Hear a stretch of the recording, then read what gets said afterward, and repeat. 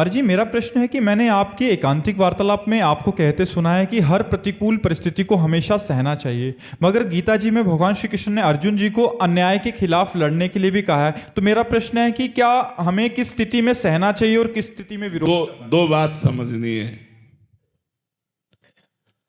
एक है विरक्त मार्ग और एक है गृहस्थ मार्ग।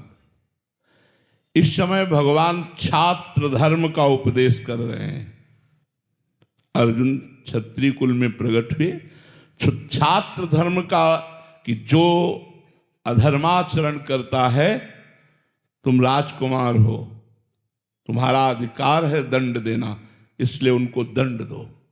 लेकिन अगर यही एक साधु की बात हो तो भगवान उसे देखो, अगर कोई भागवत पढ़ता हो एकादश स्कंद में तितिक्ष ब्राह्मण की कथा भगवान सुनाते हैं एकादश स्कंद में। उस समय कहते हैं, हे उद्धव, यदि कोई गर्दन पकड़ कर दबा दे, बांध दे, पीड़ा दे, पिटाई करे तो भी कुछ नहीं बोलना चाहिए, चुपचाप सह जाना चाहिए। बाहरी कोई सहयोग न लेकर अपनी विवेकमयी बुद्धि के द्वारा आत्मस्वरूप में सबको देखते हुए सह जाना चाहिए। तो उद्धव जी ने कहा सहना तो बहुत कठिन है। तब तितिक्षु ब्राह्मण की भगवान ने कथा सुनाई। जब हम विरक्त मार्ग का अनुसरण करेंगे, भगवत मार्ग का अनुसरण करेंगे, तो क्षमा, उमा संत कह यही बड़ाई, मंद करत जो कलय भलाई। वो बुरा कर रहा है, हम उसका भला कर रहे हैं, ये हमारा साधु मार्ग है। लेकिन उस समय अर्जुन जी छात्र धर्म से युक्त युद्ध भूमि के बीच में हैं, तो भगवान छात्र धर्म का उपदेश कर रहे हैं। और जब ज्ञान मार्ग का, भगवत मार्ग का उपदेश होता है, तो ये क्रूरा पापिनो न च सताम संभाष्य दृश्याश्च ये सर्वान वस्तुतया निरीक्ष परम स्वाराध्य बुद्धिर्मम। जो घोर पापी हैं, दुष्ट हैं, नीच हैं, संभाषण योग्य भी नहीं, उनमें भी मेरे श्री राधा वल्लभ लाल विराजमान है, ऐसी दृष्टि रखो।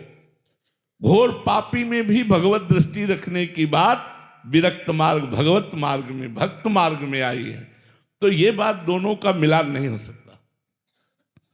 दोनों का इसलिए मिलान नहीं हो सकता कि जहां इनको मारो वो उस समय छात्र धर्म का उपदेश है, और जहां ये सहो वहां भगवत मार्ग का उपदेश है। भगवान की ही वाणी से अलग अलग जो है, तो हमको समझना होगा इस समय किसके लिए क्या उपदेश हो रहा है, उसको दूसरी जगह से नहीं जोड़ सकते। अलग अलग प्रसंग हैं, उनका अलग अलग उद्देश्य है।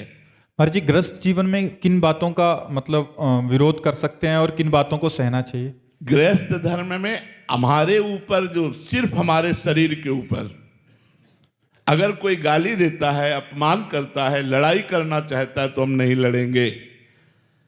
लेकिन हमारे परिवार के ऊपर, हमारी पत्नी के ऊपर, हमारे धर्म के ऊपर, हमारे राष्ट्र के ऊपर अगर बात आती है, तो जितना हमारे में बल है उसका प्रयोग करेंगे, नहीं तो बड़े बल का, सरकार का सहयोग लेंगे और उसका विरोध करके उसको दबाएंगे, उसके अधर्म को रोकेंगे, उसकी बुरी चेष्टाओं का नाश करेंगे।